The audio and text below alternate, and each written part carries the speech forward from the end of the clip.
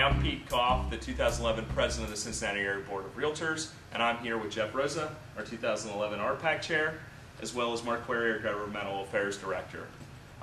September 30th is our RPAC deadline, and it's quickly approaching.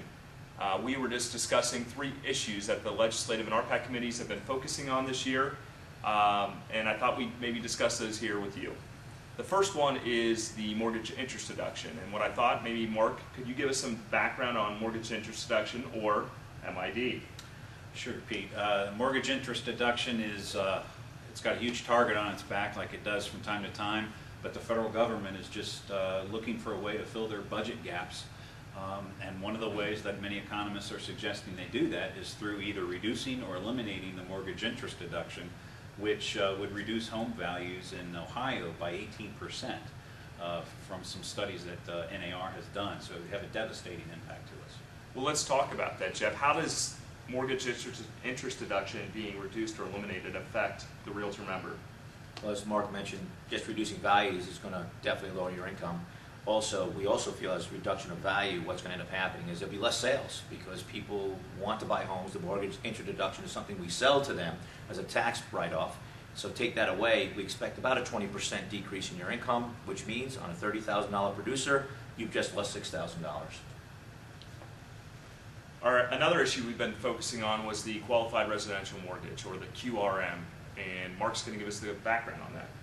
The QRM is a qualified residential mortgage. It's a byproduct of the Dodd-Frank legislation that was passed in 2010. And that was a huge financial overhaul of the entire financial system, if you will. But the QRM, or qualified residential mortgage, is a narrow definition, as it stands now, of what a buyer would have to have, whether they have to have certain credit rating, or, and this can be extremely devastating to the industry, if they have to put, say, 20% down. And you can imagine how that would freeze the market for a lot of potential buyers. Well, Jeff, let's talk about that. What happens if the interpretation comes out that 20% down is a qualified residential mortgage? What's that do? It would be brutal. How many of you have people right now that could put 20% down? Sellers are selling, and they're selling lower values. They're not having the equity. So putting 20% down would be just painful to the whole industry. No less than a 20% reduction in your income, in my feeling on that, and others as well. So again, that $30,000 producer, you're looking at losing another $6,000 in income if they go to that 20% down. Well, those are 2 issues that we focused on that are still to be decided. One issue that our committees focused on was the Cincinnati property tax rollback, and we can consider this a success. We have a victory. Mark? Yeah, absolutely, Pete. The Cincinnati property tax rollback was started in '99. The Cincinnati Area Board of Realtors was instrumental in getting that started, and we've been able to continue that every year since 1999. As a matter of fact, we did just have a recent victory back in June. Council voted 5-4 to continue that rollback policy, which has resulted in about $80 to $85 million property tax relief to Cincinnati property owners. Well, let's talk about the success.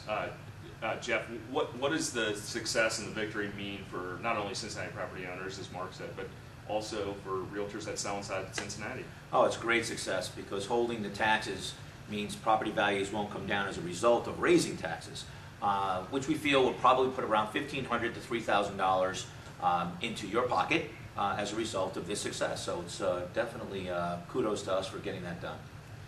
Well, those are just 3 issues of many that our committees and RPAC they look at to protect not only our industry but home ownership. If you've given this year, thank you. You've invested into your way of life.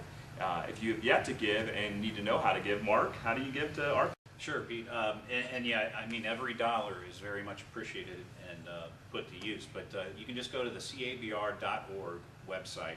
Go to the upper right-hand column where you see member log on. Click on that, enter your member log-on ID and your password. You'll go to the member services menu and you'll see make your RPAC contribution here, and you can enter the amount that you would like to contribute. Great. Well, thank you for your time. September 30th is our deadline. I hope you'll invest in RPAC as it does protect home ownership and your way of life.